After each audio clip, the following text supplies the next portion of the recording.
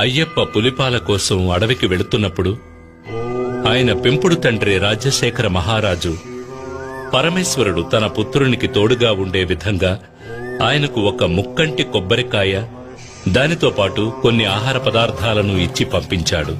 దానిని అయ్యప్ప ఇరుముడులుగా కట్టి తనతో తీసుకువెళ్లాడు. దాని తాత్పర్యమే మనం తీసుకువెళ్లే ఇరుముడులు. ఇరుముడి అనేది నేతగుడ్డతో కుట్టబడిన 2 భాగాలుగా ఉండే సంచి. భక్తులు భక్తితో తలపై మోసుకు వెళ్లే ఇరుముడిలోని ముందు భాగంలో పసుపు, కుంకుమ, వడ్లు, అటుకులు, మాళిగ పొరతో అమ్మకు దీపం వెలిగించేందుకు వత్తి, నూనె, తర్వాత ముఖ్యమైన కానుకైన నేతి కొబ్బరికాయ, అంటే అయ్యప్పకు అత్యంత ప్రియమైన నైవేద్య పదార్థమైన ముక్కంటి కొబ్బరికాయను తీసుకుని ఒక కంటికి రంధ్రం చేసి అందులో ఉన్న నీటిని తొలగించి